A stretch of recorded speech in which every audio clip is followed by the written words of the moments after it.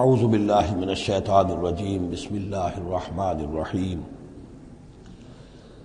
وَلَقَدْ صَدَقَكُمُ اللَّهُ وَعْدَهُ إِذْ تَحُسُّونَهُم بِإِذْنِهِ حَتَّى إِذَا فَشِلْتُمْ وَتَنَازَعْتُمْ فِي الْأَمْرِ وَعَصَيْتُمْ مِنْ بَعْدِ مَا أَرَاكُمْ مَا تُحِبُّونَ مِنْكُمْ مَنْ يُرِيدُ الدُّنْيَا وَمِنْكُمْ مَنْ يُرِيدُ الْآخِرَةَ ثُمَّ صَرَفَكُمْ عَنْهُمْ لِيَبْتَلِيَكُمْ وَلَقَدْ عَفَا عَنْكُمْ واللہ ذو فضل علی المؤمنین صدق اللہ العظیم۔ پچھلی نشست میں ایک بات نامکمل رہ گئی تھی۔ حضور کے انتقال کے موقع پر میں نے جیسا کہ آپ کو بتایا کہ پھر حضرت ابو بکر جب تشریف لائے انہوں نے پھر خطبہ دیا، اس میں یہ آیت بھی پڑھی وما محمد الا رسول قد خلت من قبلہ الرسل افإن مات أو قتل انقلبتم على أعقابكم ومن ينقلب على عقبيه فلن يضر الله شيئا۔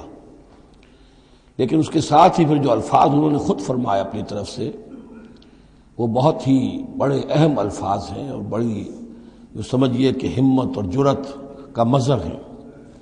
من کان یعبد اللہ من کان یعبد محمدا فإن محمدا قد مات۔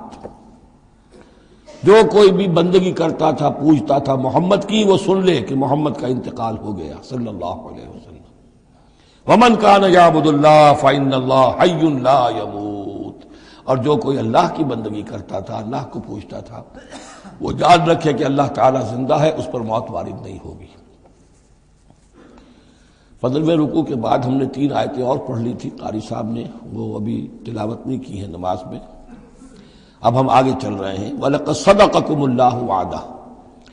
اب یہ جو عارضی شکست ہو گئی تھی اور مسلمانوں کو زخم پہنچی جس سے ان کے دل زخمی تھے، اس کے ضمن میں اب یہ بہت ہی قول فیصل کے انداز میں یہ آیت آئی ہے۔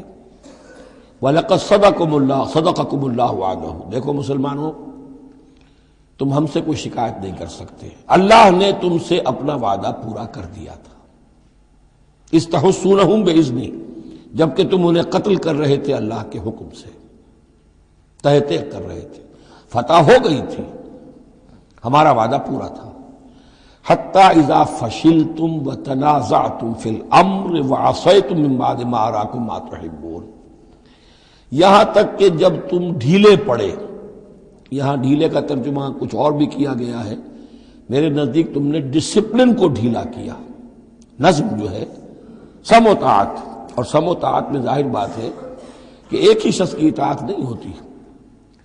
حضور صلی اللہ علیہ وسلم کی اطاعت بھی فرض تھی، اور حضور نے کسی کو امیر مقرر کیا اس کی اطاعت بھی فرض تھی۔ آپ نے فرمایا من اطاعنی فقد اطاع اللہ، جس نے میری اطاعت کی اس نے اللہ کی اطاعت کی۔ ومن عصانی فقد عصى اللہ، جس نے میری نافرمانی کی اللہ کی نافرمانی کی۔ ومن اطاع امیری فقد اطاعنی، جس نے میرے مقرر کردہ امیر کی اطاعت کی اس نے میری اطاعت کی۔ ومن عصى امیری فقد عصانی، جس نے میرے نامزد کردہ امیر کی نافرمانی کی اس نے میری نافرمانی کی۔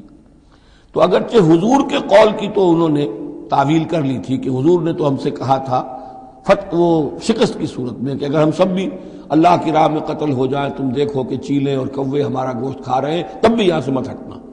تو ایک تعویل ہو گئی تھی، انہوں نے جان بوجھ کر حضور کے حکم کی خلاف ورزی نہیں کی، لیکن خلاف ورزی کی ہے جو لوکل کمانڈر تھے ان کے حکم کی۔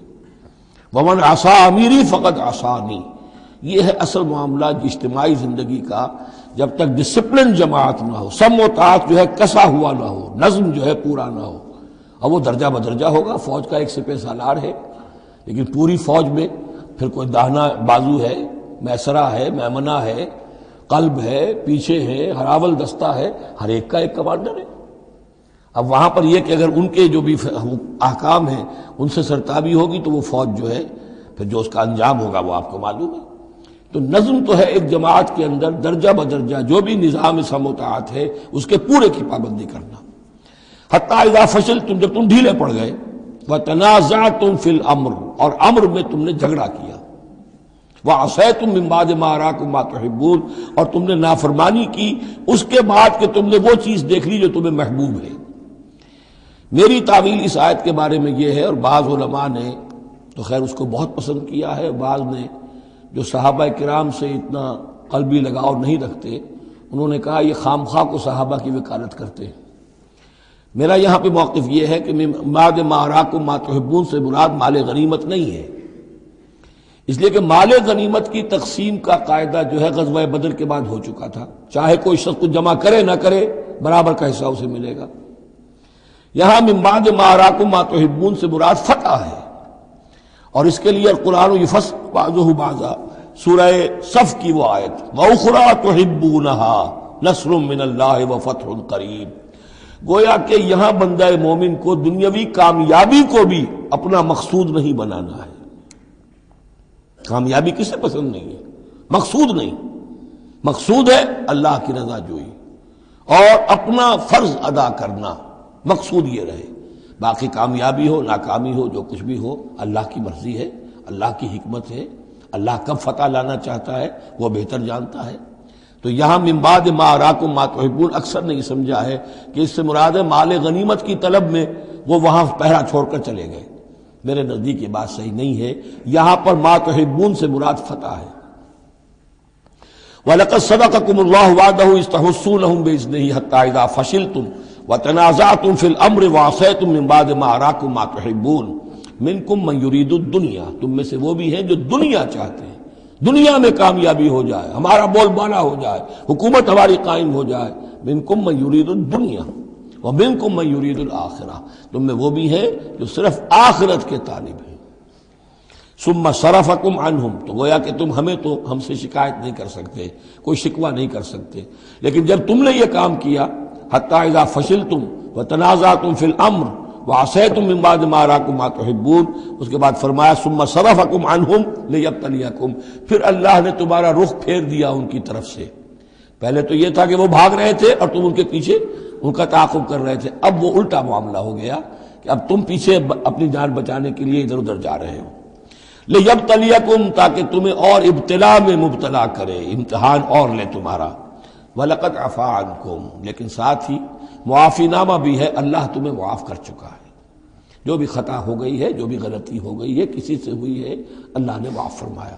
وَاللَّهُ ذُو فَضْلٍ عَلَى الْمُؤْمِنِينَ، اور اللہ تعالیٰ اہل ایمان کے حق میں بہت فضل والا ہے۔ اِذْ تُصْعِدُونَ وَلَا تَلْوُونَ عَلَىٰ أَحَدٍ، جبکہ تم چڑھے جا رہے تھے پہاڑ پر، کوہ احد پر جان بچانے کے لیے، وَلَا تَلْوُونَ عَلَىٰ أَحَدٍ، اور پھر کسی کی طرف مڑ کر نہیں دیکھ رہے تھے، وَالرَّسُولُ يَدْعُوكُمْ فِي أُخْرَاكُمْ، اور رسول صلی اللہ علیہ وسلم پکار رہے تھے تمہیں تمہارے پیچھے سے۔ بھگدڑ جب مچ جاتی ہے تو صورت یہ ہو جاتی ہے۔ حضور کے گرد تو آ گیا تھا، نرغہ کر لیا گیا تھا، اور یہ کہ بعض صحابہ نے اپنے جسموں کو ڈھال کا کام، یعنی ڈھال کے طور پر استعمال کیا ہے، تب حضور صلی اللہ علیہ وسلم کو وہ بچانے میں کامیاب ہوئے ہیں۔ ویسے تو بچانے والا اللہ ہے، لیکن جو وسائل دنیاوی ہیں اس کے اعتبار سے۔ فَأَصَابَكُمْ غَمًّا بِغَمٍّ لِكَيْ لَا تَحْزَنُوا عَلَىٰ مَا فَاتَكُمْ، پھر اللہ تم پر غم کے بعد غم مسلسل ڈالتا رہا، تاکہ تم غمگین نہ ہوا کرو اس پر کہ جو تم سے تمہارے ہاتھ سے جاتا رہے، وَلَا مَا أَصَابَكُمْ، اور نہ اس تکلیف پر کہ جو تم پر پڑے۔ یعنی رنج سے خوگر ہوا انسان تو مٹ جاتا ہے رنج۔ آدمی کو اگر کبھی اتفاقاً ہی کوئی رنج ہوتا ہو ایک، تو وہ رنج کا اثر بہت رہے گا، لیکن جب یہ ہے کہ پے بپے رنج آ رہے ہوں، اور سب سے بڑا رنج جو آیا وہ حضور کے انتقال کی خبر جب اڑ گئی، تو اپنے تن بدن کا تو ہوش ہی نہیں رہا کہ کسی کو کیا زخم لگا ہوا ہے اور خود اس کا کوئی بازو کٹا ہوا ہے۔ اس طریقے سے اللہ تعالیٰ نے ان کے جو اس وقت کی کیفیت تھی اس میں ایک تخفیف پیدا کر دی۔ واللہ خبیر بما تعملون، اور اللہ تعالیٰ باخبر ہے اس سے جو تم کر رہے تھے۔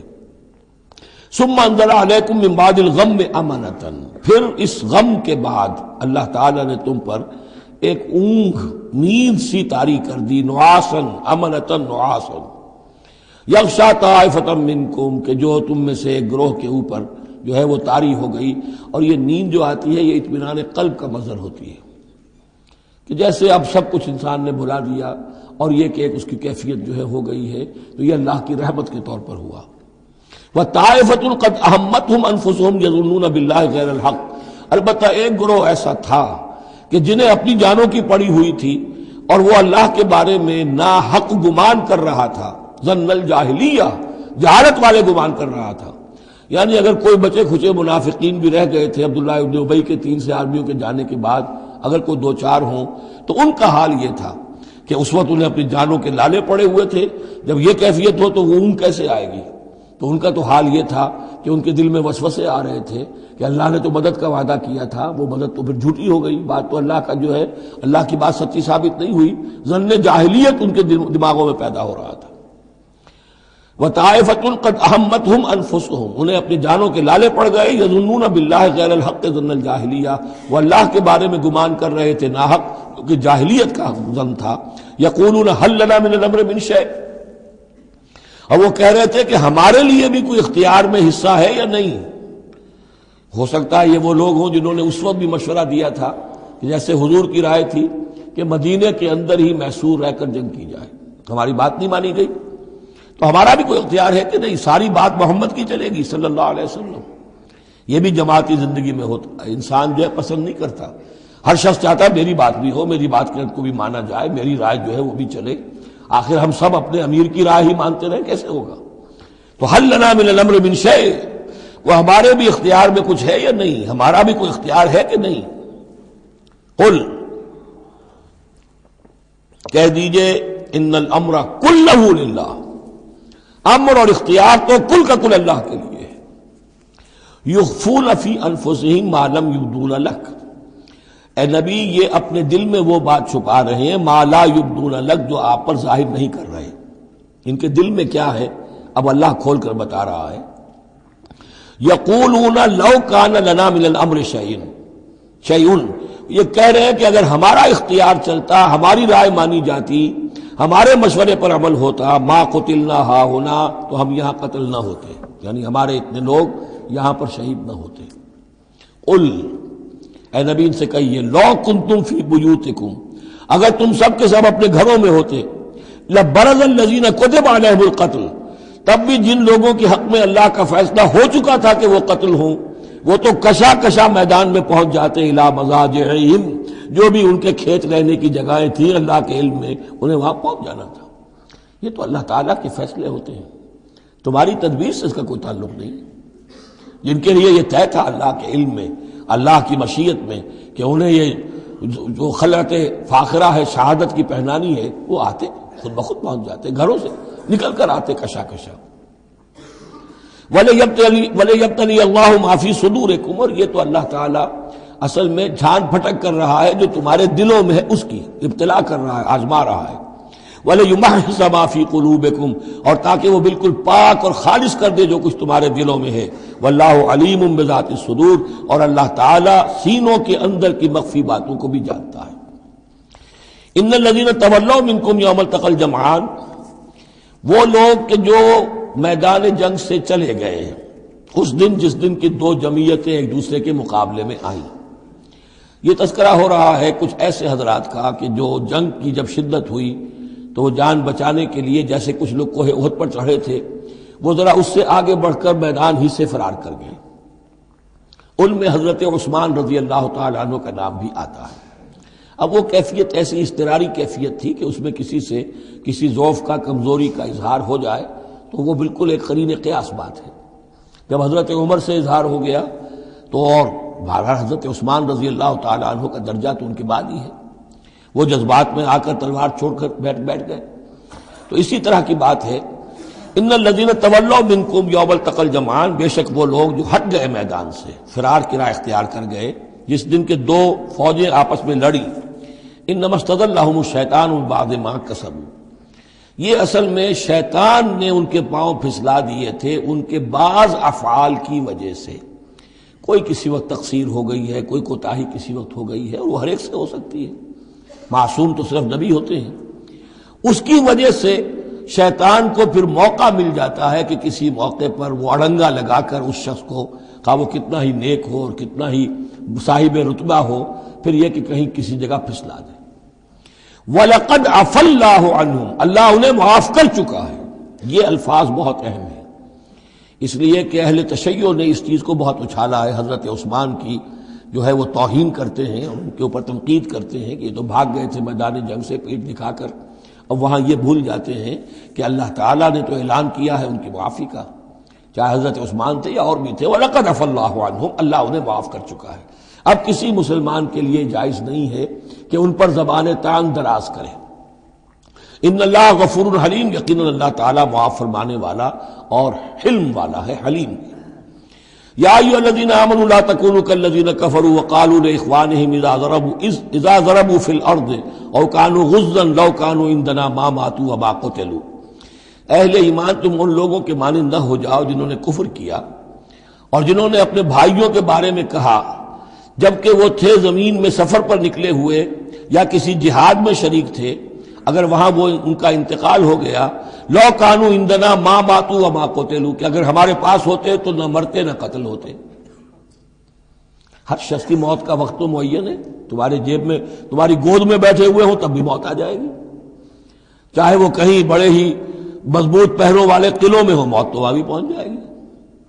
تو تم ان لوگوں کی طرح کی باتیں نہ کرو، یہ تو کافروں کی طرز کی باتیں ہیں، اگر ہمارے پاس ہوتے، اگر جنگ میں نہ جاتے تو بچ جاتے، یوں ہو جاتا تو یوں ہو جاتا، یہ ساری باتیں در حقیقت جیسے ایک حدیث میں آتا ہے، حضور نے فرمایا ان کلمۃ لو تفتح عمل الشیطان، یہ لو کاش یوں ہو جاتا، کاش ایسے ہو جاتا تو یوں ہو جاتا، یہاں سے اس کلمے ہی سے شیطان کا عمل شروع ہو جاتا ہے۔ جو ہوا اس لیے ہوا کہ اللہ کو اس کا ہونا منظور تھا، اس کی حکمتیں اسے معلوم ہیں، آپ اس کی حکمت کا احاطہ نہیں کر سکتے۔ یا ایھا الذین آمنوا لا تکونوا کالذین کفروا وقالوا لاخوانہم اذا ضربوا فی الارض او کانوا غزا لو کانوا عندنا ما ماتوا وما قتلوا لیجعل اللہ ذلک حسرۃ فی قلوبہم، یہ تو اللہ تعالیٰ ان کے دلوں میں حسرت کی آگ جلا دیتا ہے، یہ بھی گویا کہ ان کے کفر کی سزا ہے۔ واللہ یحیی ویمیت، اور دیکھو اللہ زندہ رکھتا ہے اور وہی موت وارد کرتا ہے۔ واللہ بما تعملون بصیر، اور جو کچھ تم کر رہے ہو اللہ اسے دیکھ رہا ہے۔ وَلَئِن قُتِلْتُمْ فِي سَبِيلِ اللَّهِ، اگر تم اللہ کی راہ میں قتل ہو جاؤ، او متم، یا تمہارا ویسے ہی انتقال ہو جائے، موت آ جائے، او قتلتم، یا تم قتل ہو جاؤ، وَلَئِن قُتِلْتُمْ فِي سَبِيلِ اللَّهِ او متم لَمَغْفِرَةٌ مِّنَ اللَّهِ وَرَحْمَةٌ خَيْرٌ مِّمَّا يَجْمَعُونَ، تو چاہے اللہ کی راہ میں قتل ہو جاؤ یا ویسے موت آ جائے، اللہ تعالیٰ کی طرف سے جو مغفرت تمہیں ملے گی وہ اور رحمت ملے گی، وہ کہیں بہتر ہے ان چیزوں سے جو تم جمع کر رہے ہو۔ اور 10 سال جی لیتے تو کیا کر لیتے، اور کچھ جمع کر لیتے۔ اللہ تعالیٰ نے شہادت کی موت دے دی، اس سے بڑی اور تمہارے لیے شہادت کون سی ہوگی۔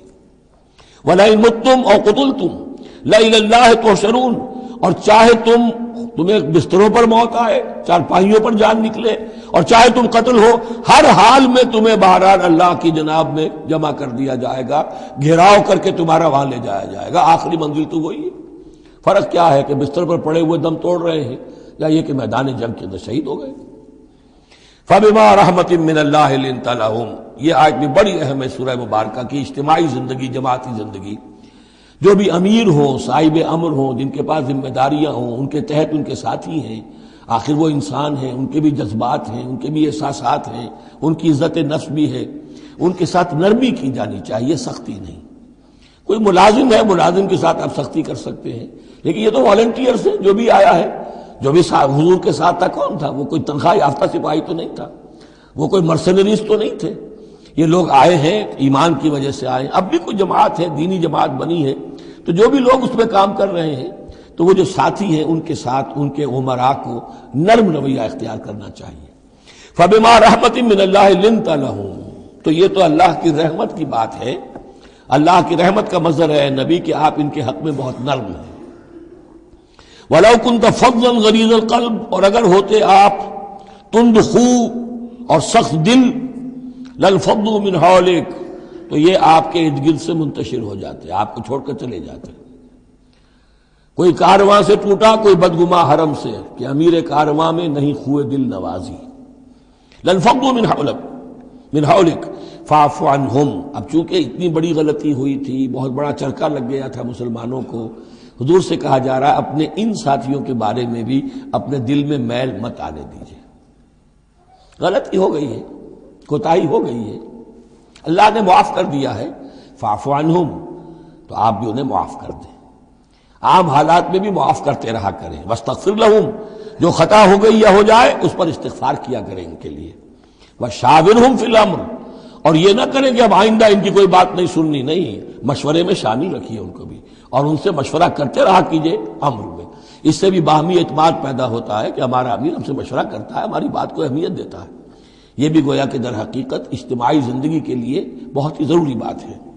فَإِذَا عَزَمْتَ، البتہ جب مشورے کے بعد آپ کا دل ٹھک جائے، آپ ایک ارادہ کر لیں، فیصلہ کر لیں، فَتَوَكَّلْ عَلَى اللَّهِ، تو اب کسی شخص کی بات کی پرواہ نہ کیجیے، پھر توکل سارا اللہ کی ذات کے اوپر۔ یعنی حضور نے مشورہ کیا تھا اس وقت، کچھ لوگوں کی رائے وہی تھی جو حضور کی رائے تھی، لیکن کچھ حضرات نے کہا کہ ہم تو کھلے میدان میں، ہم کاہے کو جان بچا کر بیٹھے یہاں پر، ہمیں تو شہادت کی موت چاہیے، شہادت مطلوب و مقصود مومن۔ تو حضور نے ان کی رعایت کی، فیصلہ کر دیا۔ اب جو فیصلہ حضور کا ہے اب اس پر توکل، اس لیے کہ اس کے فوراً بعد جب حضور حضرت عائشہ کے حجرے سے برآمد ہوئے ہیں تو خلاف معمول آپ نے زرہ پہنی ہوئی تھی، ہتھیار لگائے ہوئے تھے، اس سے اندازہ ہو گیا کہ معاملہ کوئی سخت ہے جو آنے والا ہے۔ تو پھر ان لوگوں نے کہا حضور ہم اپنی رائے واپس لیتے ہیں، جو آپ کی رائے اس پر عمل کر لیں، یہ اس کا معاملہ ہے۔ جب ایک فیصلہ ہو جائے تو یہ نہیں کہ اب دل مل یقین ہو جائے آدمی، ابھی ادھر ابھی ادھر، نہیں، پھر اس کے اوپر جم جائے۔ فَإِذَا عَزَمْتَ، جب آپ ایک فیصلہ کر لیں، فَتَوَكَّلْ عَلَى اللَّهِ، تو اللہ پر توکل کیجئے، ان اللہ يحب المتوکلین، یقیناً اللہ تعالیٰ توکل کرنے والوں کو پسند کرتا ہے۔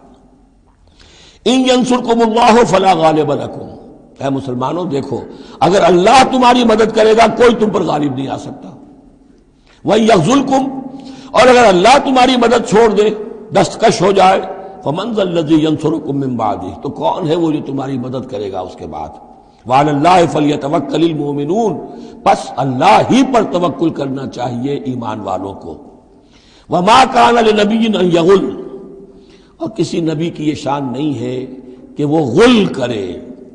اب یہ غل اور غل یہ دو الفاظ ہیں عربی زبان کے، عام طور پر جو غل کا لفظ آتا ہے وہ مال غنیمت میں سے کسی چیز کا چوری کر لینا، اور غل ہے دل میں کینہ ہونا۔ تو ایک خیال تو یہ ہے، اور یہ روایات ہیں کہ حضور پر کچھ منافقوں نے الزام لگایا تھا کہ مال غنیمت میں آپ نے کوئی خیانت کی ہے، معاذ اللہ ثم معاذ اللہ۔ تو اس کا جواب دیا جا رہا ہے کسی نبی کی یہ شان نہیں ہے کہ وہ کوئی چوری کرے، کوئی چیز چھپائے۔ وَمَن يَغْلُلْ يَأْتِ بِمَا غَلَّ يَوْمَ الْقِيَامَةِ، اور جو کوئی ایسا کام کرے گا وہ تو پھر جو کچھ اس نے چھپایا ہوگا لے کر حاضر ہوگا قیامت کے دن۔ ثُمَّ تُوَفَّىٰ كُلُّ نَفْسٍ مَّا كَسَبَتْ وَهُمْ لَا يُظْلَمُونَ، پھر ہر ذی نفس کو دے دیا جائے گا، توفا دیکھیے پھر وہ دیا جانا، وفا یوفی، یوفا توفا، ثم توفا کل نفس، پورا دے دیا جائے گا ہر جان کو، ما کسبت، جو کچھ اس نے کمایا ہوگا، وہم لا یظلمون، اور ان پر کوئی ظلم نہیں ہوگا۔ ایک رائے البتہ مولانا اصلاحی صاحب نے ظاہر کی ہے کہ یہاں غل بمانی غل ہے، یعنی الزام یہ لگایا گیا تھا منافقین کی طرف سے، عبداللہ ابن ابی کی طرف سے، کہ یہ بڑے ایمبیشس آدمی ہیں محمد صلی اللہ علیہ وسلم، اور یہ عرب پر اپنی حکومت قائم کرنے کے لیے انہوں نے ہماری جانوں کو تختہ مشق بنایا ہے، ہمیں استعمال کر رہے ہیں، ہمیں مروا رہے ہیں۔ تو گویا کہ ہماری خیر خواہی نہیں کر رہے بلکہ ان کے دلوں میں ہماری جو ہے وہ بدخواہی ہے۔ تو یہ غل کے معنی میں یہ ان کا مفہوم ہے جو انہوں نے لیا ہے، واللہ اعلم۔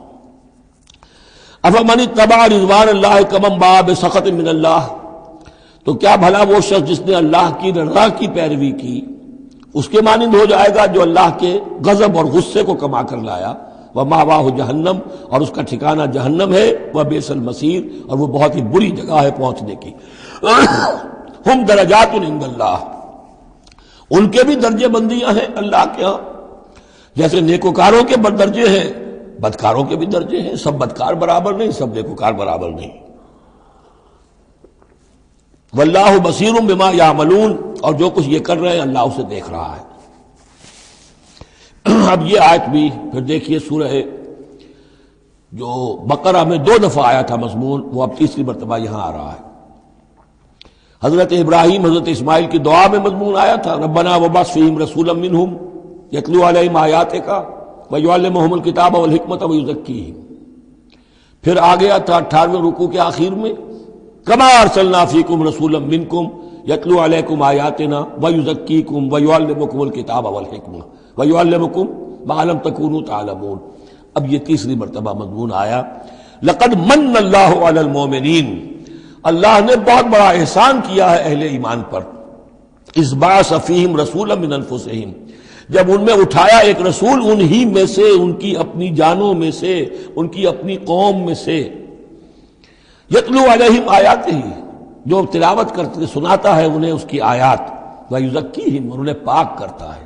ترتیب اب ہمیشہ کے لیے یہی ہوگی، تلاوت آیات، تزکیہ، اور پھر تعلیم حکمت، تعلیم کتاب و حکمت۔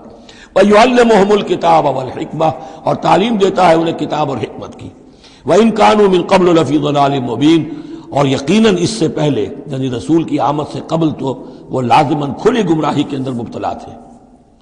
اولما اصابتکم مصیبۃ قد اصبتم مثلها قلتم انا ھذا، تو جب تم پر ایک مصیبت آئی جب کہ تم اس سے دگنی مصیبت جو ہے ان کو پہنچا چکے ہو، قلتم انا ھذا، تم کہتے ہو یہ کہاں سے آ گیا، یہ کیوں ہو گیا، اللہ نے پہلے مدد کی تھی اب کیوں نہیں کی۔ قل ھو من عند انفسکم، اے نبی کہہ دیجیے یہ تمہارے اپنے نفسوں کی شرارت کی وجہ سے ہوا، تم نے غلطی کی، تم نے حکم کی خلاف ورزی کی۔ حتی اذا فشلتم وتنازعتم فی الامر وعصیتم من بعد ما اراکم ما تحبون ان اللہ علی کل شیء قدیر، اللہ تو ہر چیز پر قادر ہے۔ گویا کہ اسی مضمون کو دوہرا کر لایا گیا کہ وَلَقَدْ صَدَقَكُمُ اللَّهُ وَعْدَهُ، اللہ وعدہ اپنا پورا کر چکا تھا۔ وَمَا أَصَابَكُمْ يَوْمَ الْتَقَى الْجَمْعَانِ، البتہ یہ اللہ چاہتا تو کنڈون کر دیتا، تمہیں کوئی سزا نہ دیتا، معاف کر دیتا بغیر سزا دیے، لیکن یہ کہ اللہ کی حکمت کا تقاضا یہ ہوا کہ تمہیں سزا دی جائے، اس لیے کہ ابھی تو بڑے بڑے مراحل آنے ہیں۔ اگر اسی طرح تم نظم کو توڑتے رہے اور احکام کی خلاف ورزی کرتے رہے تو پھر تمہاری حیثیت جو ہے ایک جماعت کی تو نہیں ہوگی، پھر تو ایک انبوہ ہے، ہجوم مومنین ہوگا، جماعت، لشکر، فوج، حزب اللہ درکار تو وہ ہے۔ وما اصابکم یوم التقى الجمعان، اور جو بھی مصیبت تم پر آئی ہے اس دن جس دن کے دونوں لشکر بھڑ گئے تھے آپس میں، فباذن اللہ، وہ اللہ کے اذن سے آئی ہے، بغیر اللہ کے اذن کے تو یہ تکلیف نہیں آ سکتی تھی۔ وَلِيَعْلَمَ الْمُؤْمِنِينَ، اور یہ اس لیے کہ اللہ جان لے کہ کون ہے اصل مومن، حقیقی مومن، صابر مومن، جو مستقیم مومن ہے۔ وَلِيَعْلَمَ الَّذِينَ نَافَقُوا، اور تاکہ دیکھ لے کہ کون ہے منافق۔ اور یہاں اصل ترجمہ ہم کرتے ہیں تاکہ اللہ ظاہر کر دے کہ کون ہے مومن اور ظاہر کر دے کہ کون ہے منافق۔ کھل گیا کہ نہیں؟ 300 کو لے کر عبداللہ ابن ابی چلا گیا تو اب سب کو پتہ تو چل گیا، آئندہ ان کی بات پر اعتبار تو نہیں کریں گے، وہ چکنی چپڑی باتیں کریں گے تو ان کی باتیں جو ہے کان لگا کے سنیں گے تو نہیں۔ تو اللہ تعالیٰ نے چاہا کہ who's who and what is what یہ بالکل مبرہن ہو جائے، واضح ہو جائے۔ وقیل لہم تعالوا، اب یہاں وہ تذکرہ ہو رہا ہے آخر میں اس واقعے کا کہ جب کہ عبداللہ ابن ابی 300 آدمیوں کو لے کے واپس چلا گیا، اس وقت کچھ لوگوں نے اس سے کہا ہوگا کہ کہاں جا رہے ہو بے وقوفو، اس وقت تو لشکر سامنے آمنے سامنے کھڑے ہیں اور 300 آدمی نکل جائیں 1000 میں سے تو بقیہ جو باقی ہیں ان کے بھی کچھ نہ کچھ دلوں میں کمزوری پیدا ہوگی، جیسے کہ بنو حارثہ اور بنو سلمہ کے اندر کمزوری عارضی طور پر پیدا ہو گئی تھی۔ تو سمجھانے والوں نے جب کہا وَقِيلَ لَهُمْ تَعَالَوْا قَاتِلُوا فِي سَبِيلِ اللَّهِ أَوِ ادْفَعُوا، آؤ بھائی آؤ، کہاں جا رہے ہو، اللہ کی راہ میں قتال کرو یا دفاع کرو۔ دفاع ہو رہا ہے تو مدینے کے اوپر حملہ ہوگا تو کیا ہوگا، اگر یہاں پر یہ لشکر جو ہے شکست کھا گیا تو کیا تمہاری بہو بیٹیاں جو ہے پھر آ کر وہ انہیں لے کر اپنی بالیاں بنا کر نہیں لے جائیں گے؟ اللہ کی راہ میں جنگ کرو، اگر یہ نہیں تو کم سے کم اب دفاع جو ہے مدینے کا اس کے لیے تو کھڑے رہو۔ قالوا لو نعلم قتالا لاتبعناکم، ان کا اگر ہم سمجھتے کہ جنگ ہونی ہے تو ہم ضرور تمہارا ساتھ دیتے، یعنی یہ تو در حقیقت نورا کشتی ہو رہی ہے، یہ حقیقت میں جنگ ہے ہی نہیں۔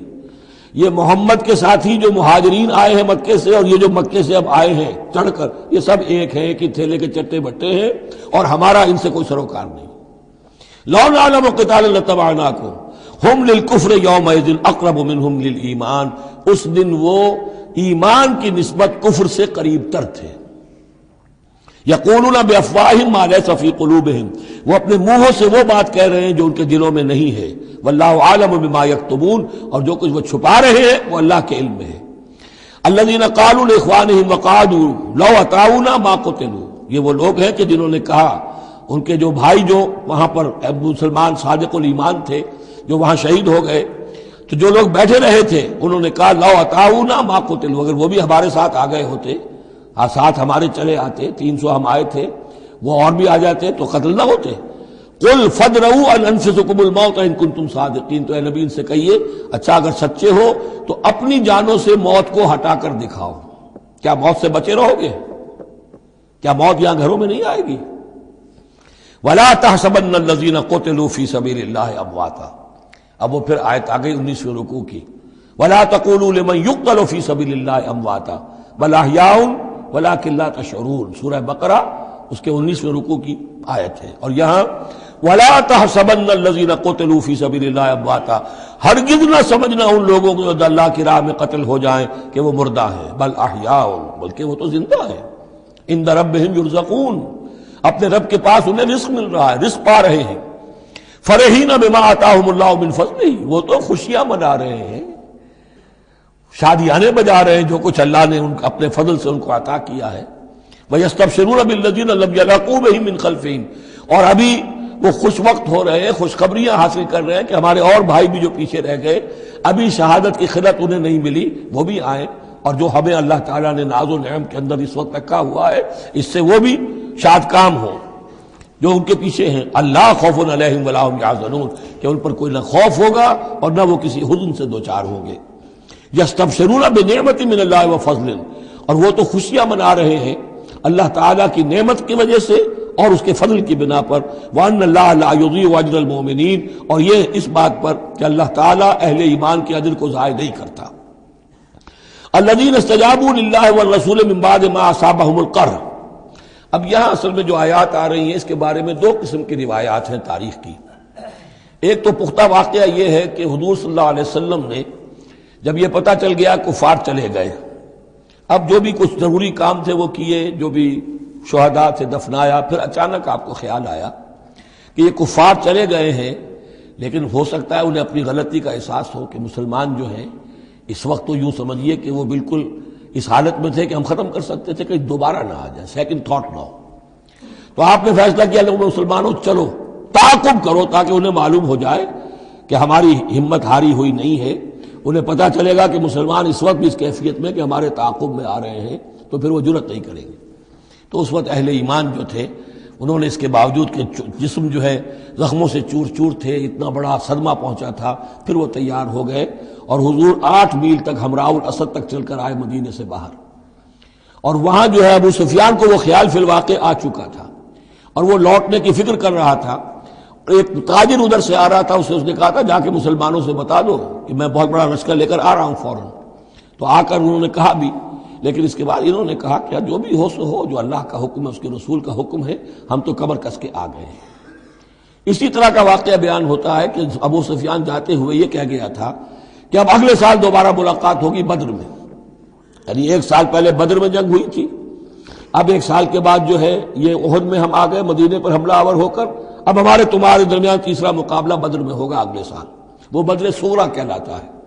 تو حضور اس کے لیے نکلے، گئے بدر تک، ادھر سے ہی ابو سفیان اپنا پورا لشکر لے کر آئے، اور اس مرتبہ پھر وہی کیا کہ کچھ لوگوں کے ذریعے سے ہراسمنٹ پیدا کی، خوف پیدا کیا کہ لوگوں کیا کر رہے ہو بے وقوفو، وہ قریش تو بہت بڑا لشکر لے کر آ رہے ہیں، بہت بڑا لشکر لے کر آ رہے ہیں۔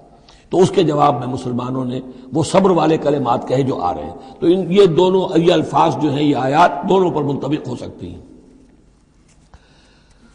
الذین استجابوا للہ والرسول من بعد ما اصابهم القرح، جن لوگوں نے لبیک کہی اللہ کی پکار پر اور رسول کی پکار پر اس کے بعد کہ انہیں چرکے لگ چکے تھے، زخم ان کے جسم زخمی تھے، للذین احسنوا منہم واتقوا اجر عظیم، یقیناً ایسے محسنین اور متقین کے لیے بہت بڑا اجر ہے۔ الذین قال لهم الناس ان الناس قد جمعوا لكم، جنہیں آ کر خبردار کیا تھا اور جن کو خوف دلایا تھا لوگوں نے کہ دیکھو لوگ بڑی جمع ہو گئے ہیں، بڑی قوت بڑی جمعیت آ رہی ہے، فخشوہم، ان سے ڈرو، فزادہم ایمانا، اس سے ان کے ایمان میں اور اضافہ ہو گیا۔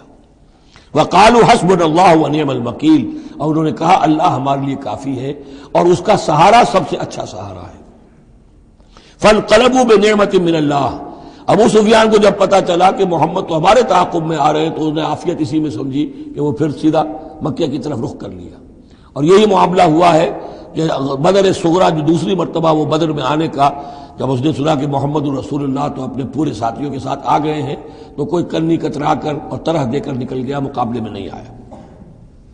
فانقلبوا بنعمت من اللہ، تو وہ لوٹ آئے اللہ تعالیٰ کے انعام سے، نعمت سے، وفضل، اور اس کے فضل سے، لم یمسسہم سوء، کوئی برائی ان کو مس نہ کر سکی، کوئی تکلیف نہیں پہنچی، آزمائش تھی وہ اللہ نے کر لی۔ واتبعوا رضوان اللہ، انہوں نے تو اللہ کی رضا کی پیروی کی۔ واللہ ذو فضل عظیم، اور یقیناً اللہ تعالیٰ بڑے فضل کا مالک ہے۔ انما ذالکم الشیطان یخوف اولیاءہ، اے مسلمانوں یہ شیطان ہے جو تمہیں ڈراتا ہے اپنے ساتھیوں سے. وہ چاہتا ہے کہ اس کے جو ساتھی کفار ہیں، حزب الشیطان ہے، وہ اس کا خوف تمہارے اوپر قائم کر دے. اور ایک معنی اس کے یہ بھی لیے گئے ہیں کہ شیطان کی اس تخویف کا اثر انہی پر ہوتا ہے جو اس کے ولی ہوتے ہیں. جو اولیاء اللہ ہیں ان پر شیطان کی طرف سے اس قسم کی وسوسہ اندازی کا اثر نہیں ہوتا. ذالکم الشیطان یخوف اولیاءہ، وہ ڈراتا ہے تمہیں اپنے دوستوں سے یا ڈراتا ہے اپنے دوستوں کو. جو شیطان کے ساتھ رشتہ رکھتے ہیں، جو اس کی باتیں سنتے ہیں، انہی پر اثر ہوتا ہے شیطان کی طرف سے اس قسم کی وسوسہ اندازیوں کا. فلا تخافوہم، تو تم ان سے مت ڈرو، وخافونی، مجھ سے ڈرو، ان کنتم مؤمنین، اگر تم سچے، اگر تم مومن صادق ہو. ولا يحزنك الذين يسارعون في الكفر، اور اے نبی یہ لوگ جو کفر کے معاملے میں اس قدر سرگرمی دکھا رہے ہیں، بھاگ دوڑ کر رہے ہیں، وفد جا رہے ہیں ادھر سے ادھر، یہودیوں کے وفد جا رہے ہیں مکے کہ آؤ چڑھائی کرو، ہم اندر سے تمہاری مدد کریں گے. اب یہ جو یوں سمجھیے جسے آج کل آپ کہتے ہیں کہ بڑی ڈپلومیٹک ایکٹیویٹی ہو رہی ہے اس وقت، ادھر ادھر جو پھر رہے ہیں، تو اے نبی اس سے آپ کوئی رنجیدہ نہ ہو، کچھ نہیں ہوگا. یہ سارا جو ہے وہ سیلاب کے اوپر کا جیسے جھاگ ہوتا ہے، اس کے سوا کچھ نہیں. ولا يحزنك الذين يسارعون في الكفر، جو لوگ یہ چلت پھرت دکھا رہے ہیں کفر کے لیے، اے نبی اس سے آپ رنجیدہ نہ ہو. انہم لن يضروا اللہ شیئا، وہ ہرگز اللہ کو کوئی نقصان نہیں پہنچا سکیں گے. یرید اللہ اللہ یجعل لهم حظا فی الآخرہ، یہ تو اللہ کے اس فیصلے کا ظہور ہے کہ اللہ نہیں چاہتا کہ ان کا کوئی حصہ آخرت میں ہو. وَلَهُمْ عَذَابٌ عَظِيمٌ، اور ان کے لیے تو بڑا عذاب ہے. ان الذين اشتروا الكفر بالایمان لن يضروا اللہ شیئا، یقیناً جنہوں نے ایمان ہاتھ سے دے کر کفر خرید لیا وہ اللہ کو کوئی نقصان نہیں پہنچا سکتے. وَلَهُمْ عَذَابٌ أَلِيمٌ، ان کے لیے دردناک عذاب ہے. وَلَا يَحْسَبَنَّ الَّذِينَ كَفَرُوا أَنَّمَا نُمْلِي لَهُمْ خَيْرٌ لِأَنفُسِهِمْ، اور نہ سمجھے یہ کافر کہ ہم جو انہیں مہلت دے رہے ہیں تو یہ ان کے لیے اچھائی کر رہے ہیں. اچھائی نہیں ہے. کفر کو مہلت ملتی ہے تاکہ اور بڑھ جائے، ثم ازدادوا کفرا، کفر میں اور بڑھ جائے، تاکہ وہ اور برے سے برے عذاب کے اپنے آپ کو مستحق بنا لے. اللہ ڈھیل دیتا ہے، لیکن یہ نہ سمجھے وہ کہ یہ ڈھیل ان کے حق میں اچھی ہے. ولا يحسبن الذين كفروا انما نملي لهم خير لانفسهم انما نملي لهم ليزدادوا اثما، یہ ہم ان کی رسی دراز کرتے ہیں، ڈھیل دیتے ہیں تاکہ اور گناہ کما لیں. وَلَهُمْ عَذَابٌ مُهِينٌ، اور پھر ان کے لیے اہانت آمیز عذاب ہو. ما كان الله ليذر المؤمن، یہ آیت پھر بہت اہم آ گئی ہے کہ اللہ تعالیٰ کی طرف سے یہ آزمائشیں کیوں آتی ہیں، اپنے نیک بندوں کو، اپنے صالح بندوں کو ان تکلیفات میں کیوں ڈالتا ہے، حالانکہ وہ تو قادر مطلق ہے، آنے واحد میں جو چاہے کر دے. ما كان الله ليذر المؤمنين على ما انتم عليه، دیکھو اللہ کے لیے یہ بات اللہ کی حکمت کے مطابق نہیں ہے کہ وہ تمہیں چھوڑے رکھے اسی حال میں جس میں تم ہو. یعنی تمہارے اندر کمزور اور پختہ ایمان والے ابھی گڑبڑ ہیں، اس سے آگے بڑھ کر ابھی منافق اور مومن بھی گڑبڑ ہے. یہ گڑبڑ جو جبیت تمہاری ہے، یہ آگے چل کر اگر اس کو پاک نہ کر دیا جائے، اس کے اندر سے یہ تمام ناپاک عناصر نکال نہ دیے جائیں، تو آگے کے جو اور مشکل کٹھن مقامات آ رہے ہیں، آگے تمہیں سلطنت روما سے ٹکرانا ہے، تمہیں سلطنت کسریٰ سے ٹکرانا ہے. ابھی تو یہ چھوٹی موٹی چیزیں جو ہو رہی ہیں اندرون ملک عرب، تو تمہارے لیے یہ ضروری ہے کہ پرج ہوتی رہے، اور وہ پرج ہوتی ہے انہی آزمائشوں کے ذریعے سے. ما کان اللہ لیذر المؤمنین علی ما انتم علیہ، یہ اللہ کا طریقہ نہیں ہے، سنت نہیں ہے کہ وہ تمہیں چھوڑے رکھے اہل ایمان اسی حالت میں جس پر تم ہو، حتی یمیز الخبیث من الطیب، جب تک کہ خبیث علیحدہ نہ ہو جائے طیب سے، کھل جائے. یہ خبثاء ہے، یہ منافقین ہیں، یہ وہ لوگ ہیں، یہ ففتھ کالمسٹ ہیں، بات واضح ہو جائے، اور صرف صادق الایمان لوگ وہ بالکل نکل کر علیحدہ ہو جائے. وما کان اللہ لیطلعکم علی الغیب، اور اسی طریقے سے اللہ تعالیٰ کی یہ بھی طریقہ نہیں ہے کہ غیب کی خبریں تمہیں دے. لیکن اللہ یجتبی من رسلہ من یشاء، ہاں یہ معاملہ اللہ تعالیٰ نے کہ غیب کے حالات کی اطلاع دینا یہ اپنے رسولوں کے لیے رکھا ہوا ہے، جس کو وہ چن لیتا ہے رسولوں میں سے وہ غیب کے حالات بھی بتاتا ہے. وہ غیب ان کو از خود معلوم نہیں ہوتا، اللہ کے بتانے سے معلوم ہوتا ہے. یعنی یہ کہ ان آزمائشوں میں کیا حکمتیں ہیں، کیا اس میں تمہارے لیے خیر آ رہا ہے، ہر چیز ہر ایک کو نہیں پڑھائی جائے گی بچوں کی طرح، البتہ یہ کہ یہ چیزیں ہم رسولوں کو بتا دیتے ہیں. فآمنوا باللہ ورسلہ، تمہارے لیے طریقہ صحیح کیا ہے؟ ایمان پختہ رکھو اللہ پر اور اس کے رسولوں پر. وَإِن تُؤْمِنُوا وَتَتَّقُوا فَلَكُمْ أَجْرٌ عَظِيمٌ، اور اگر تم یہ دو شرطیں پوری کر دو گے، ایمان میں ثابت قدم رہو گے، تقوی پر کاربند رہو گے، تو تمہارے لیے بہت بڑا اجر ہے. وَلَا يَحْسَبَنَّ الَّذِينَ يَبْخَلُونَ بِمَا آتَاهُمُ اللَّهُ مِنْ فَضْلِهِ هُوَ خَيْرًا لَّهُمْ، اسی طرح نہ سمجھے وہ لوگ کہ جو بخل کر رہے ہیں اس مال کے ساتھ جو اللہ نے انہیں دیا ہے اپنے فضل میں سے، کہ یہ ان کے لیے خیر ہے. ظاہر بات ہے جب جنگ احد کے لیے تیاری ہو رہی ہوگی، حضور نے کہا ہوگا کہ لاؤ بھائی لوگ اب کچھ پیسے دیں، کچھ مال و اسباب جمع کریں تاکہ اسباب جنگ جو ہے وہ فراہم کیے جائیں. اب جو ان میں سے غنی تھے، ان میں سے جن لوگوں نے بخل کیا، ان پر اشارہ ہو رہا ہے کہ انہوں نے بخل کر کے بچا لیا، وہ یہ نہ سمجھے کہ یہ کوئی اچھا کام کیا ہے. وَلَا يَحْسَبَنَّ الَّذِينَ يَبْخَلُونَ بِمَا آتَاهُمُ اللَّهُ مِنْ فَضْلِهِ، اللہ نے اپنے فضل سے انہیں جو کچھ عطا کیا ہے، اب اس میں بخل سے کام لے رہے ہیں کہ وہ ان کے لیے اچھا ہے. بل هو شر لهم، یہ ان کے لیے بہت برا ہے. سَيُطَوَّقُونَ مَا بَخِلُوا بِهِ يَوْمَ الْقِيَامَةِ، اسی مال کے توق بنا کر ان کی گردنوں میں پہنائے جائیں گے قیامت کے دن، جو بخل انہوں نے کیا تھا. وَلِلَّهِ مِيرَاثُ السَّمَاوَاتِ وَالْأَرْضِ، اور آسمانوں اور زمین کی وراثت بالآخر اللہ ہی کے لیے ہے. آج یہ تمہارے پاس ہے، یہ میرے پاس ہے، بالآخر سب کچھ اللہ کے لیے رہ جائے گا. ہم نہیں ہوں گے، ہمارے بعد کسی اور کا، پھر کسی اور کا، اور پھر یہ سارا مال و اسباب ہاتھ بدلتے ہوئے بالآخر میراث تو اللہ کی ہے. وَلِلَّهِ مِيرَاثُ السَّمَاوَاتِ وَالْأَرْضِ وَاللَّهُ بِمَا تَعْمَلُونَ خَبِيرٌ، اور جو کچھ تم کر رہے ہو اللہ اس سے باخبر ہے. یہاں وہ 18 رکوع اب مکمل ہو گئے، 6 رکوع جو غزوہ احد کے بیان میں تھے. اب 2 کنکلوڈنگ رکوع ہے اس سورہ مبارکہ کے. لَقَدْ سَمِعَ اللَّهُ قَوْلَ الَّذِينَ قَالُوا إِنَّ اللَّهَ فَقِيرٌ وَنَحْنُ أَغْنِيَاءُ، اللہ نے سن لی ہے بات، قول ان لوگوں کا جو یہ کہتے ہیں کہ اللہ فقیر ہے، ہم غنی ہیں. ان میں منافقین بھی شامل ہو سکتے ہیں اور یہودی بھی. جب حضور کہتے تھے اللہ تعالیٰ کو ضرورت ہے قرض حسنہ دو، تو گویا کہ اللہ تو فقیر ہوا، پھر محتاج ہوا. ہم غنی ہیں، ہمارے پاس دولت ہے. سَنَكْتُبُ مَا قَالُوا، ہم لکھ لیں گے جو کچھ انہوں نے کہا ہے. بڑا غصہ ہے اس کے اندر. ہم لکھ لیں گے جو کچھ انہوں نے کہا ہے. فوراً تو نہیں پکڑتے، لیکن ایک وقت آئے گا کہ جس دن انہیں اپنے اس قول کی پوری جو ہے اس کی سزا مل جائے گی. اور صرف یہ نہیں، قتلہم الانبیاء بغیر حق، اور جو نبیوں کو یہ قتل کرتے رہے ناحق. وَنَقُولُ ذُوقُوا عَذَابَ الْحَرِيقِ، اور ہم کہیں گے کہ چکھو مزہ اس جلا دینے والے سلگتی ہوئی آگ کا. ذَلِكَ بِمَا قَدَّمَتْ أَيْدِيكُمْ، اور یہ سب کچھ ہے تمہارے اپنے ہاتھوں نے جو آگے بھیجا ہے. وَأَنَّ اللَّهَ لَيْسَ بِظَلَّامٍ لِّلْعَبِيدِ، اور اللہ تو اپنے بندوں کے حق میں ہرگز ظالم نہیں ہے. الَّذِينَ قَالُوا إِنَّ اللَّهَ عَهِدَ إِلَيْنَا، یہ گویا کہ پھر یہود کی طرف رخ ہو گیا ہے، جیسا کہ اس صورت میں پہلے تھا. اس رکوع میں 19ویں میں جو لوگ یہ کہتے ہیں کہ اللہ نے ہم سے ایک عہد لے لیا تھا، اللہ نؤمن لرسول حتی یاتینا بقربان تاکلہ النار، کہ ہم کسی رسول پر ایمان نہ لائیں جب تک کہ وہ ایسی قربانی پیش نہ کرے جسے آگ کھا جائے. یہ ابتدائی زمانے میں جیسا کہ میں نے عرض کیا تھا، عہد طفولیت تھا نوع انسانی کا، تو خرق عادت چیزیں بہت ہوتی تھی. ان میں سے ایک بات یہ بھی تھی یہود کے ہاں ابتدائی دور میں کہ اگر کوئی شخص قربانی پیش کرتا ہے اللہ کی جناب میں، کوئی بچڑا اس نے ذبح کیا، پیش کر دیا، اللہ کے لیے صدقہ کیا، نذر کیا ہے، تو آسمان پر سے ایک آگ اترتی تھی جو اسے بھسم کر دیتی تھی. یہ علامت ہوتی اس کی کہ یہ قربانی قبول ہو گئی.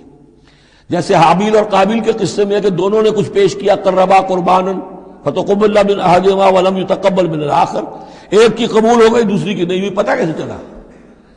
آپ اگر قربانی کرتے ہیں عید الاضحیٰ میں، کس کی قربانی قبول ہوئی کس کی نہیں ہوئی کیا پتہ، یہ تو اللہ ہی جانتا ہے. لیکن پہلے ایسی علامات حسی ہوتی تھی کہ پتہ چل جاتا تھا یہ قربانی اللہ نے قبول کر لی. تو اسی کے لیے انہوں نے کہا کہ ہم سے تو عہد لے لیا تھا اللہ نے کہ ہم کسی رسول کو جب تک کہ وہ یہ معجزہ نہ دکھائے اس وقت تک نہیں مانیں گے. تو اگر محمد رسول ہے تو یہ معجزہ دکھائیں. یہ تھی بات جس کا جواب دیا جا رہا ہے. قُلْ قَدْ جَاءَكُمْ رُسُلٌ مِّن قَبْلِ بِالْبَيِّنَاتِ، اے نبی ان سے کہیے تمہارے پاس مجھ سے پہلے بہت سے رسول آئے واضح معجزوں کے ساتھ، وَبِالَّذِي قُلْتُمْ، اور وہ معجزہ بھی انہوں نے دکھایا جو تم کہہ رہے ہو. فَلِمَ قَتَلْتُمُوهُمْ، تو تم نے انہیں کیوں قتل کیا؟ ان کنتم صادقین، اگر تم سچے ہو. فَإِن كَذَّبُوكَ، پھر اے نبی اگر وہ آپ کو جھٹلا دیں، فَقَدْ كُذِّبَ رُسُلٌ مِّن قَبْلِكَ، تو یہ آپ ہی کے ساتھ معاملہ نہیں ہوا، آپ سے پہلے بھی جو رسول تھے انہیں جھٹلایا گیا.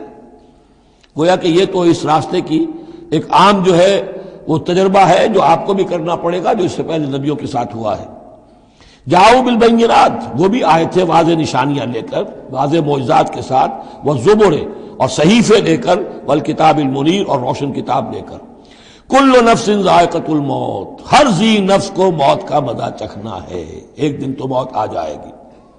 وَإِنَّمَا تُوَفَّوْنَ أُجُورَكُمْ يَوْمَ الْقِيَامَةِ، اور دوسری بات، تمہیں لازماً تمہارے اجر پورے پورے دے دیے جائیں گے۔ انما توفون اجورکم یوم القیامہ، قیامت کے دن۔ فمن زحزح عن النار، تو جو کوئی بچا لیا گیا جہنم سے، آگ سے، وادخل الجنہ، اور داخل کر دیا گیا جنت میں، فقد فاز، وہ کامیاب ہو گیا۔ اللہم ربنا اجعلنا منہم، اللہم ربنا اجعلنا منہم، وما الحیات الدنیا الا متاع الغرور، اور نہیں ہے دنیا کا یہ سارا ساز و سامان مگر دھوکے کی ٹٹی، دھوکے کا سامان۔ اب وہ آیت آ گئی جو سورہ بقرہ کے 19ویں رکوع میں آئی تھی، وَلَنَبْلُوَنَّكُمْ بِشَيْءٍ مِّنَ الْخَوْفِ وَالْجُوعِ وَنَقْصٍ مِّنَ الْأَمْوَالِ وَالْأَنفُسِ وَالثَّمَرَاتِ، صرف یہ کہ صیغہ بدلا ہوا ہے، یہاں مجہول کا صیغہ ہے۔ لَتُبْلَوُنَّ فِي أَمْوَالِكُمْ وَأَنفُسِكُمْ، اے مسلمانوں دوبارہ کان کھول کے سن لو، تمہیں لازماً آزمایا جائے گا، تمہارے مالوں میں بھی اور تمہاری جانوں میں بھی۔ وَنَقْصٍ مِّنَ الْأَمْوَالِ وَالْأَنفُسِ وَالثَّمَرَاتِ، یہ آنا ہے، کان کھول کر سن لو۔ یہ پھولوں کی سیج نہیں ہے، یہ کانٹوں بھرا بستر ہے۔ جنت لینی ہے تو یہ نہیں ٹھنڈے ٹھنڈے اور بغیر تکلیفیں اٹھائے تمہیں جنت مل جائے گی۔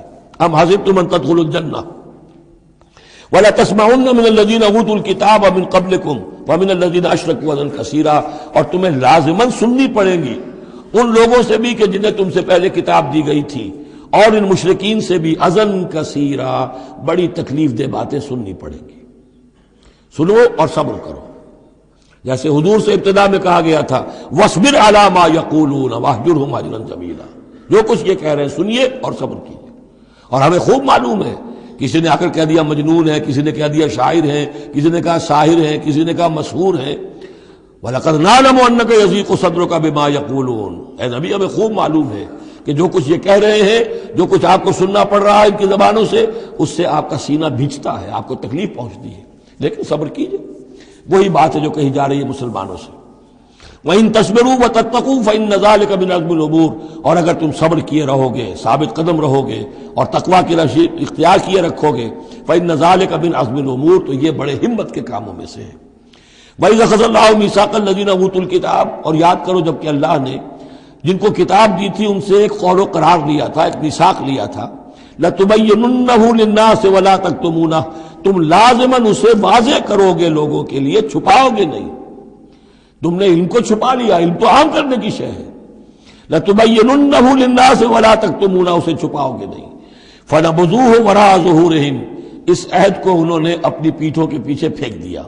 وَاشْتَرَوْا بِهِ ثَمَنًا قَلِيلًا، اور بڑی ہلکی سی حقیر سی قیمت اس کی وصول کر لی۔ فَبِئْسَ مَا يَشْتَرُونَ، تو بہت ہی بری شے ہے جو وہ حاصل کر رہے ہیں، جو چیز انہوں نے قبول کی ہے۔ وَلَا تَحْسَبَنَّ الَّذِينَ يَفْرَحُونَ بِمَا آتَاهُمْ، اور نہ سمجھے وہ لوگ کہ جو اگر کچھ دے دیتے ہیں، کچھ نیکی کر لیتے ہیں، جو کچھ کیا ہے تو اس پر فرح بہت، یعنی اینٹ رہے ہیں، اینڈ رہے ہیں، اکڑ رہے ہیں، ہم نے یہ کچھ کر دیا ہے۔ وَيُحِبُّونَ أَن يُحْمَدُوا بِمَا لَمْ يَفْعَلُوا، اور اس سے بھی اگلا درجہ ان لوگوں کا ہوتا ہے جو چاہتے ہیں کہ ان کی تعریف کی جائے ایسے کاموں پر جو انہوں نے کیے ہی نہیں ہیں۔ اور اس کی سب سے بڑی مثال آج کل کے دور میں سپاس نامے ہوتے ہیں، فلاں صاحب آئے سپاس نامہ پیش کیا جا رہا ہے، جو ان کے کہیں 7 پشتوں میں بھی کوئی کام ان سے نہ ہوا ہو وہ بھی ان کے کھاتے میں ڈال کر، یہ جو چاپلوسی ہوتی ہے تو وہ پسند کرتے ہیں اس کو۔ وَيُحِبُّونَ أَن يُحْمَدُوا بِمَا لَمْ يَفْعَلُوا، جو کچھ کیا ہی نہیں اس پر بھی ان کی تعریف کی جائے، اگر کچھ کر لیا تو کہنے کیا ہے، اس کا تو ڈھنڈورا پیٹیں گے، اس کو تو شائع کریں گے، اس کا جو بھی ہوگا ڈنکے کی چوٹ بیان کریں گے، اس سے بھی آگے بڑھ کر جو کیا نہیں اس پر تعریف چاہتے ہیں۔ فَلَا تَحْسَبَنَّهُمْ بِمَفَازَةٍ مِّنَ الْعَذَابِ، تو مت سمجھنا ان کے بارے میں کہ وہ عذاب سے بچ جائیں گے۔ وَلَهُمْ عَذَابٌ أَلِيمٌ، اور ان کے لیے دردناک عذاب ہے۔ وَلِلَّهِ مُلْكُ السَّمَاوَاتِ وَالْأَرْضِ، اللہ ہی کے لیے ہے آسمانوں اور زمین کی بادشاہی۔ وَاللَّهُ عَلَىٰ كُلِّ شَيْءٍ قَدِيرٌ، اور اللہ ہر چیز پر قادر ہے۔ اب آ گیا ہے وہ آخری رکوع جو قرآن مجید کے عظیم ترین مقامات میں سے ہے۔ اس کی پہلی 6 آیتیں وہ ہیں کہ جس کے بارے میں روایت آتی ہے کہ جس شب میں یہ نازل ہوئی ہیں تو پوری رات حضور پر رقت آری رہی، آپ کھڑے بیٹھے لیٹے ہوئے روتے رہے۔ جب آئے حضرت بلال صبح کے وقت جگانے کے لیے، نماز کی اطلاع دینے کہ نماز کا اب تیار ہے، تو جب آپ کو دیکھا کہ آپ پر یہ جو ہے طاری ہے رقت، تو پوچھا کیا وجہ ہے، تو پھر آپ نے فرمایا آج مجھ پر یہ آیات نازل ہوئی. یعنی وہ رقت جو ہے وہ شکر کے جذبے کے تحت تھی، اتنی عظیم آیات. ایک یہ نوٹ کیجئے، یہ 20واں رکوع شروع ہو رہا ہے سورہ آل عمران کا، اور 20ویں رکوع کی پہلی آیت سورہ بقرہ میں کیا تھی؟ ان فی خلق السماوات والارض واختلاف اللیل والنہار والفلک التی تجری فی البحر بما ينفع الناس وما انزل اللہ من السماء من ماء فاحیا به الارض بعد موتها. وہ آیات الآیات اسی کا خلاصہ ہے یہ. ان فی خلق السماوات والارض واختلاف اللیل والنہار، یقیناً آسمانوں اور زمین کی تخلیق میں اور رات اور دن کے الٹ پھیر میں، لآیات لأولی الالباب، ہوش مند لوگوں کے لیے نشانیاں ہیں. وہاں آیت ختم ہوئی تھی لآیات لقوم یعقلون، ان لوگوں کے لیے نشانیاں ہیں جو عقل سے کام لیتے ہیں. یہاں اولو الالباب. یہ پہلا قدم ہے ہدایت کا کہ کائنات کو دیکھو، کھول آنکھ، زمین دیکھ، فلک دیکھ، فضا دیکھ، مشرق سے ابھرتے ہوئے سورج کو ذرا دیکھ، یہ سب آیات الہیہ ہیں، ان کو دیکھو، اللہ کو پہچانو. اگلا قدم کیا ہے؟ جب اللہ کو پہچان لیا اب اسے یاد رکھو. الذین یذکرون اللہ قیاما وقعودا وعلی جنوبہم، جو یاد رکھتے ہیں، ذکر کرتے رہتے ہیں اللہ کا، کھڑے بھی، بیٹھے بھی، لیٹے بھی. وَيَتَفَكَّرُونَ فِي خَلْقِ السَّمَاوَاتِ وَالْأَرْضِ، اور مزید غور و فکر کرتے رہتے ہیں آسمان اور زمین کی تخلیق میں. وہ ایک دوسرے نتیجے تک پہنچتے ہیں، پکار اٹھتے ہیں، ربنا ما خلقت ھذا باطلا، اے رب تو نے یہ سب کچھ بیکار تو پیدا نہیں کیا ہے، بے مقصد تو پیدا نہیں کیا ہے. اور پھر ذہن ان کا منتقل ہوتا ہے اپنی طرف، ہمارا مقصد کیا ہے، میں کس لیے پیدا کیا گیا، میری زندگی بس یہی ہے، کھاؤ پیو، اولاد جنو اور دنیا سے رخصت ہو جاؤ، اللہ اللہ خیر صلی اللہ. تو کیا مقصد ہوا زندگی کا؟ معلوم ہوا کہ نہیں، کوئی خلا ہے. انسانی اعمال کے نتیجے نکلنے چاہیے، نیکی کا بدلہ ملنا چاہیے. اس دنیا میں تو نہیں ملتا. اکثر نیکوکاروں جو ہے وہ دنیا میں فاقوں میں رہتے ہیں، اور بدکار جو ہے وہ عیش کرتے ہیں. تو کوئی اور زندگی ہونی چاہیے، کوئی اور دنیا ہونی چاہیے کہ جس میں بھرپور بدلہ مل جائے، مکافات عمل ہو. لہذا وہ کہہ اٹھتے ہیں سبحانک فقنا عذاب النار، پاک ہے تیری ذات، تو اے اللہ ہمیں اس دوسری زندگی میں جو عذاب تو نے تیار کر رکھا ہے جہنم کا، اس سے بچا. ربنا انک من تدخل النار فقد اخزیتہ، اے اللہ جس کو تو نے داخل کر دیا آگ میں اسے تو رسوا کر دیا. وما للظالمین من انصار، اور ظالموں کے لیے کوئی مددگار نہیں ہوں گے. ربنا اننا سمعنا، اب ایمان باللہ، ایمان بالآخرت کے بعد اب ایسے لوگوں کے دلوں کے کانوں میں جب کسی نبی کی آواز آتی ہے، رسول کی پکار آتی ہے، تو لبیک کہتے ہیں فوراً، دیر نہیں لگاتے. جیسے حضرت ابوبکر نے فوری طور پر دعوت قبول کر لی، اس لیے کہ ایمان باللہ اور ایمان بالآخرت تک تو خود پہنچ چکے تھے. جو میں نے سورہ فاتحہ کے بارے میں آپ کو بتایا تھا کہ سورہ فاتحہ کو سمجھ لیجئے کہ جو شخص اولو الالباب میں سے، ہوش مند لوگوں میں سے یہاں تک پہنچ چکا ہے، اپنی سلامتی طبع، سلامتی عقل، سلامتی فطرت کے نتیجے میں اللہ کو پہچان لیا، آخرت کو پہچان لیا. اب اس کے بعد رسالت، اہدنا الصراط المستقیم. یہاں بھی یہ ہے کہ اب ایسے شخص کے سامنے اگر کسی نبی کی دعوت آئے گی، اس کا رد عمل کیا ہوگا؟ ربنا اننا سمعنا منادیا ینادی للایمان، اے رب ہمارے، ہم نے ایک ندا کرنے والے، پکارنے والے کی پکار کو سنا، وہ ایمان کی صدا لگا رہا تھا، ایمان کی ندا دے رہا تھا. ان آمنوا بربکم، کہ ایمان لاؤ اپنے رب پر. فآمنا، تو اے رب ہمارے اب ایمان لے آئے. اب یہاں سے دیکھیے یہ دعا، عظیم ترین دعا، یہ جو سورہ بقرہ کے آخر میں آئی تھی، یہاں میں سمجھتا ہوں کہ بعض پہلوؤں سے یہ دعا اس سے کہیں زیادہ عظیم تر ہے. ربنا فاغفر لنا ذنوبنا، پیسا ہے ہمارے رب ہمارے گناہ بخش دے. وکفر عنا سیئاتنا، اور ہماری برائیاں ہم سے دور کر دے، نامہ اعمال کے دھبے بھی دھو دے، اور ہمارے دامن کردار کے جو داغ ہیں ان کو بھی صاف کر دے. وتوفنا مع الابرار، اور ہمیں وفات دیجو اپنے نیکوکار وفادار بندوں کے ساتھ. ربنا وآتنا ما وعدتنا علی رسلک، اور اے رب ہمارے، ہمیں دیجو وہ سب کچھ جس کا تو نے وعدہ کیا ہے ہم سے اپنے رسولوں کے ذریعے سے. ولا تخزنا یوم القیامہ، ہمیں قیامت کے دن رسوا نہ کیجو. انک لا تخلف المیعاد، یقیناً تو اپنے وعدے کے خلاف کرنے والا نہیں ہے. ہمیں شک ہے تو اس بات میں ہے کہ آیا ہم تیرے ان وعدوں کے مصداق ثابت ہو سکیں گے یا نہیں. لہذا تو اپنی شان غفاری سے ہماری کوتاہیوں پر پردہ پوشی کیجو اور ہمیں دے دیجو وہ سب کچھ جو تو نے وعدہ کیا ہے رسولوں کے ذریعے سے۔ فاستجاب لہم، اب یہ ہے دعا کی قبولیت کی انتہا، فوراً اس دعا کے بعد قبولیت۔ اللہ نے ان کی دعا قبول فرمائی، انی لا اضیع عمل عامل منکم، کہ میں تم میں سے کسی عمل کرنے والے کے کسی عمل کو ضائع کرنے والا نہیں ہوں، من ذکر او انثی، خواہ وہ مرد ہو خواہ عورت، بعضکم من بعض، تم ایک دوسرے ہی میں سے ہو، ایک ہی باپ کے نطفے سے بیٹا اور بیٹی، اور ایک ہی ماں کے رحم میں پلی ہے بیٹی بھی اور بیٹا بھی۔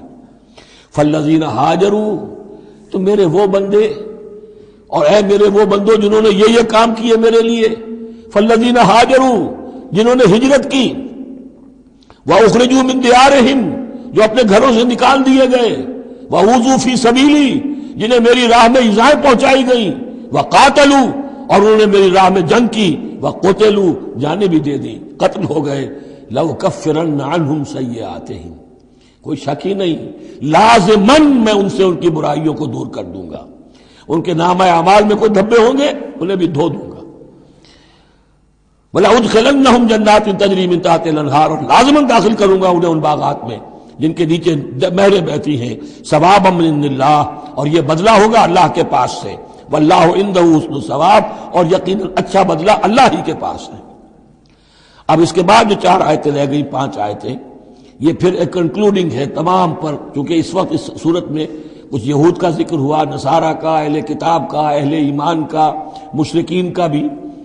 لا یغرنک تقلب الذین کفروا فی البلاد، اے نبی صلی اللہ علیہ وسلم، یہ کافر جو بھاگ دوڑ کر رہے ہیں ادھر سے ادھر، ادھر سے ادھر، اور سازشیں کر رہے ہیں اور جمعیتیں فراہم کر رہے ہیں اسلام کو ختم کرنے کے لیے، اس سے آپ دھوکے میں نہ آئیں، ان کی طاقت کے بارے میں کہیں آپ مروب نہ ہو جائیں۔